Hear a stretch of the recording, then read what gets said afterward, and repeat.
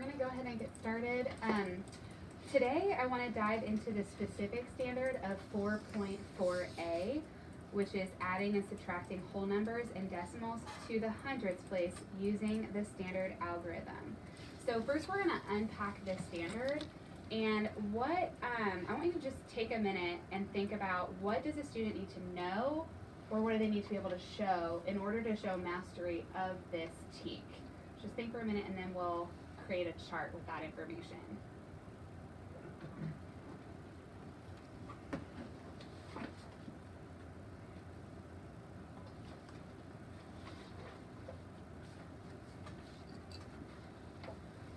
Okay, what do you think we can add to our know part of our chart? What do the students have to be able to know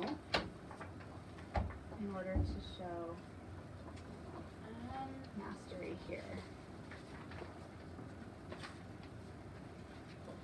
I mean, we included place value, but I think decimal place value is a big deal in this.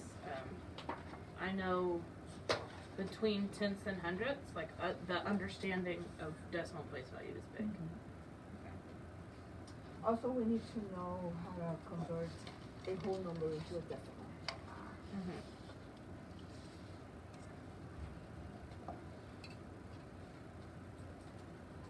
So we have place value, decimal place value, converting whole numbers into decimals, and then regrouping, so borrowing and carrying correctly.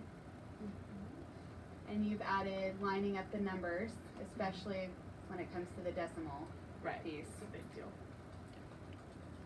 So then what do they need to be able to show? So if this is what they need to know, what can they show with this? I think being able to break down the problem, finding the keywords, finding the relevant information.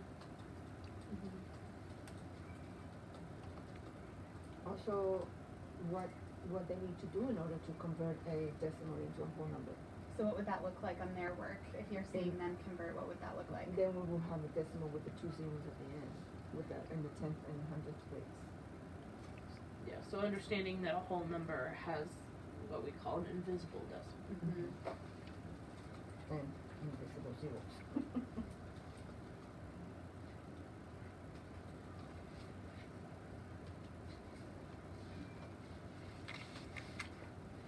So that would be adding the zeros at the end, basically after. Okay, what else? Well, I mean, I guess the last part of that is still pretty accurate. Like, they need to be able to show their correct addition and subtraction steps. So if that includes regrouping or carrying. So then we should see the algorithm written on there next to the problems. Okay, great. So that's a good start for our no-show. As we kind of go through our work, we may add things to it that we come across. So if you want to take out your exemplar, so I've got mine, you've got your teacher exemplar.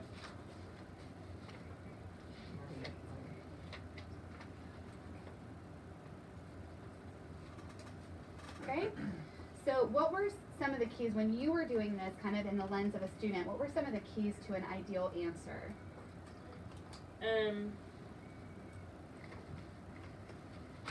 First, we needed to see them show how to analyze the problem by using the steps and problem solving. Is there anything you noticed that they added that maybe you didn't think of, like other strategies, or what do you see when you kind of compare those two things? Or did they follow through with their strategies? I mean, it seemed pretty consistent with what I was looking for. I saw in a couple of my exemplars them kind of circling where the decimal was to make sure they had lined it up, which I thought was an interesting way to solve that problem. Yeah, I think we could even include that in the show, because up here where we say like underlining and circling,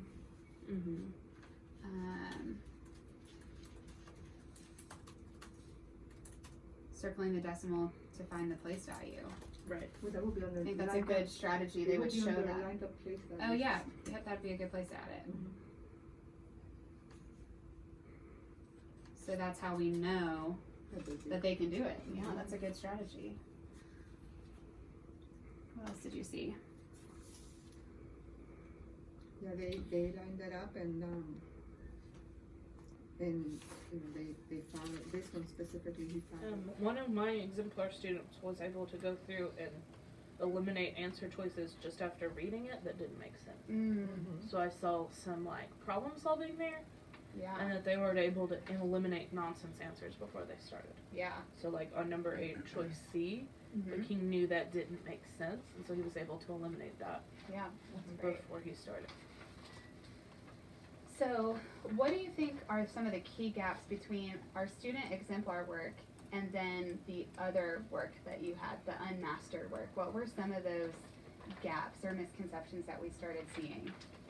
I saw a lot of my students are still struggling with addition and subtraction algorithms. Mm-hmm. Like we're still, even without the decimal, we're still struggling with carrying correctly, borrowing correctly.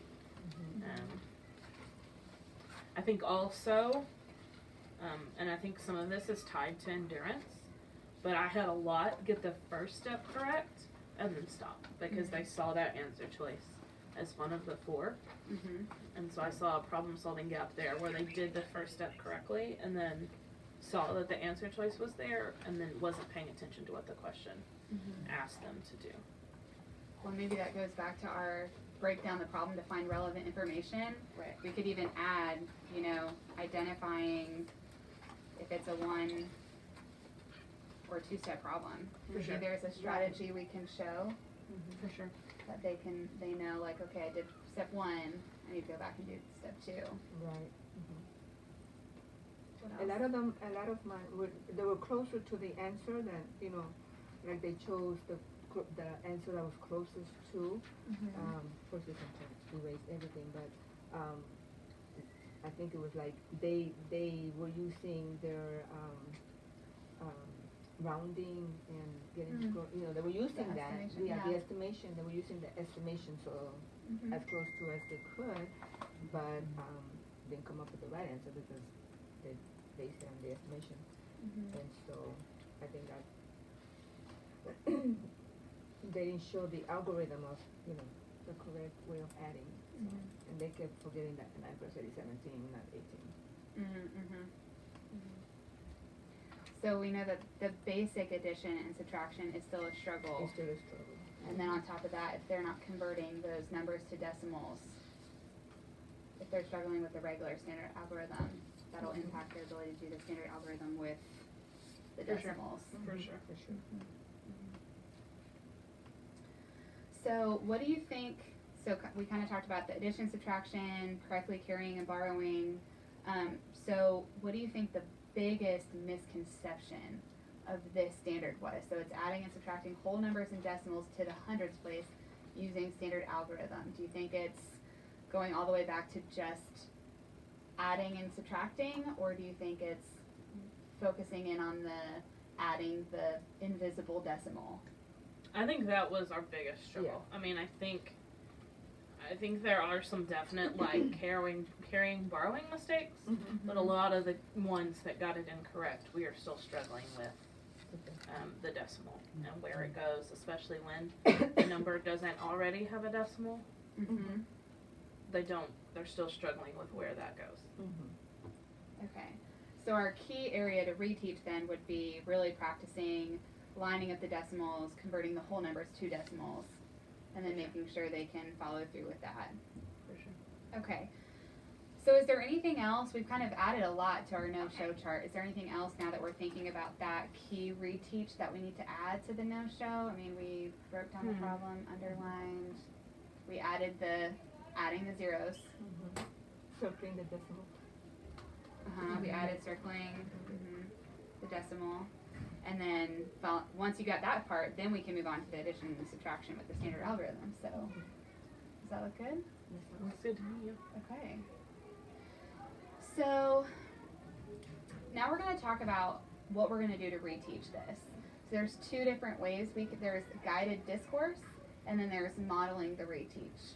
So the guided discourse would be like if you want to show the students who mastered the work, and you want to put like a mastered work up, and then you want to put an unmastered work, and kind of have the students see if they can identify where there was a problem, and kind of have some of that discussion, do like a show call, they can do a turn and talk to identify that, or you can just go back and model, where you walk through the problem step by step and do a think aloud and think through that process while they're following along with you. Which one do you think would be better in reteaching this key misconception?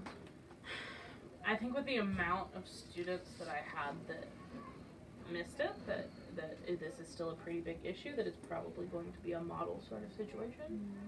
Because I'm not sure I could pull, like, I'm not sure there are enough students in each class that understand the concept for like an exemplar, non-exemplar comparison to work really well. I think so too, because I'm looking back at my students, they didn't seem to be able to align those decimals correctly. And I think they just need to see how it's done. And so modeling would be. So would y'all want to use this same problem and just start with a blank slate, maybe give the kids this on their own paper, and then you would have it up there and walk through this one to kind of go back and... I think I would. Yeah. Okay. So then we're going to take the next couple minutes and thinking about the modeling reteach for this standard and reworking through this question. Let's take about 5 minutes to kind of jot down what would that look like for you. So what questions are you going to ask as you walk through the thinking process, and kind of thinking ahead too of like what might some of those answers be. So if somebody answers a wrong answer, how might you come back with that to kind of guide them towards the right answer? If they come back with the right answer right away, how would you kind of help keep everyone else engaged and still looking until they find that right answer? So let's take about 5 minutes, and I'm going to script what I would do too, and we'll just jot down some questions that we would ask in that thinking process as we go through it.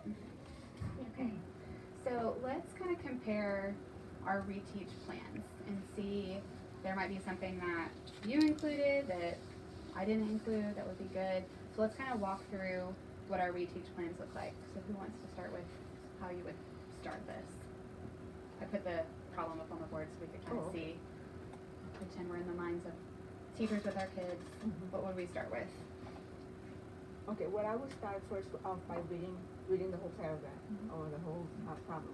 So on Saturday, Nick rode his bicycle a distance of 9 kilometers. On Sunday, Nick rode his bicycle a distance that is 7,200 kilometers shorter than the distance he rode on Saturday. How far did Nick ride his bicycle on Saturday and Sunday come back? Then I would circle the numbers that I need to work with, and that would be the 9 and the 7,200s. I would also square the words that are important, and of course the word shorter, the word Saturday and Sunday, and then I would ask, why would I block Saturday or Sunday? Like I want them to think about why they're going to be blocking Saturday and Sunday, and why shorter? Why do I have to block that? And then the word combine, and I will ask, why combine, and what does it mean? What does it mean when you combine two things together? And then I would after I would square and ask the whys, then I would ask them, okay, so now we need to solve the problem. So how am I going to, first of all, what am I going to do with the 9 and to make it look like the 7,200s? And so we talk about how the 9 is a whole number, and so it needs to be converted into a decimal. And how would I do that? I would put the decimal with the zeros. Then my question, I said, what am I looking for? My question is telling me, how far did Nick ride his bicycle on Saturday and Sunday? So what am I looking for when I'm in my answer? What do I need to be looking for? And there is, I need to be looking at how you wrote, what was this distance between Saturday and Sunday? Because and means more, and means put together. And so then I go through the process of how I'm going to subtract. Yeah, I think I had all that same stuff too. I was gonna add the what are we trying to find? That was my second after identifying all the key information. Then so what are we even trying to find before we even do any of that? Yeah, But then you said that. I would even flip the order of that. Yeah, what would you Like do? I know with my students, like I think I start with, okay, what is the question asking us to do? Like before we even break the problem down, like let's start with what is our end goal? Because I think that also helps if there's any like extraneous information in the problem. If we have kind of already specified an end goal, that kind of helps us to look through the problem in a different lens. Narrow the focus. Right. Some things I was just gonna add, I think, tagging on to what she said with Saturday and Sunday, like looking at 7,200 kilometers shorter, like really breaking down what does that mean.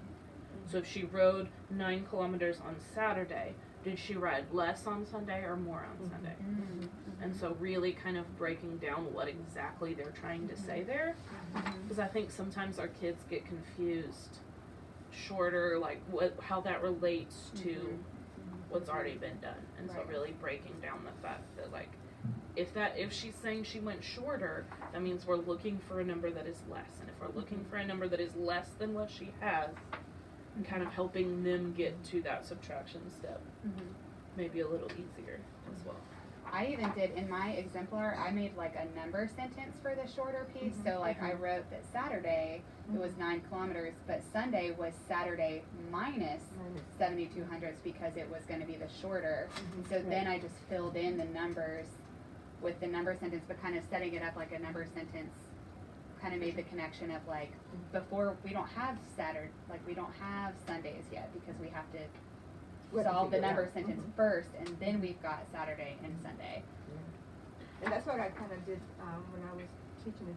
Also, is I put Saturday plus Saturday plus minus 72 plus Saturday again, and so it's A plus A minus 72 plus A equals.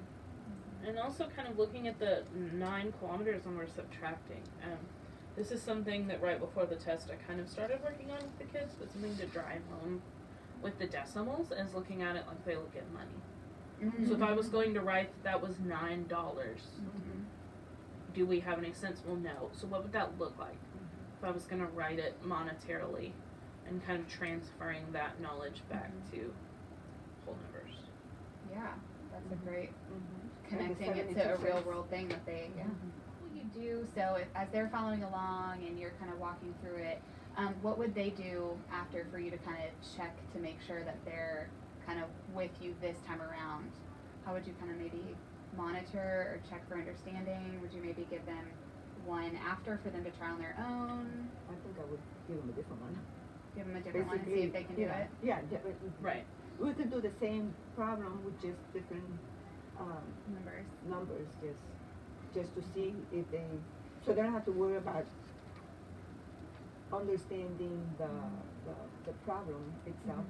We already understand the problem. Just how do you do it? Yeah, how do you subtract and add? That's Because we were running out of time, and you kind of walked us through. We would practice our reteach, but you kind of walked us through what that really would look like essentially, and then we were able to add a couple extra things to solidify the reteach plan. So I'm gonna jump ahead to when the reteach will happen. So when are y'all planning on, or when can you go ahead and reteach this lesson? What day do you think you could hit that? I will probably, it's been my experience that you can't just do this one day and then forget about it. It's gonna be a daily routine. So I think that I will probably teach them do like a warm up on a daily basis for the practice. But then I will do the reteach on my small group. Okay, so you'll do like what you just modeled for us. You would do that within their small group. Right. So you'll pull them and you'll walk them through process, and you'll still model for them. You'll just model for about 5 or 6 at a time. Right. Okay. Because that way I can monitor them really well and know where they're going with their thinking, rather than having to do the whole group. And so we can model this week. You can do pull your small groups. Great. What about you? Probably Wednesday or Thursday. I'll probably do the model in whole group and then have them redo another one in small group later. Okay, great. So that I can monitor how they are redoing. once we've kind of retaught this. Right, because then we can, if we've got this week you'll do in small groups, you'll hit Wednesday and Thursday, and then we can reassess. We can give them, you know, 2 different types of problems, but that are doing the same skill of, you know, lining up, adding those zeros for the holding the place value and lining them up. You know, we can have 2 problems that look a little different that are still practicing the same skill of the standard. And so we could reassess, maybe, if you reteach this week, maybe we could reassess on Friday? This Friday? 2 or 3? Okay. Okay, so we'll reassess on Friday. And then how about we meet next Monday to look at how they did on Friday? Okay. Does that sound like a good plan? For sure. All right. Okay, well, thank you so much for coming prepared with your exemplars and the student work. I'm excited to see them make some progress once we hit the reteach, and For sure. we'll chat about it again next Monday.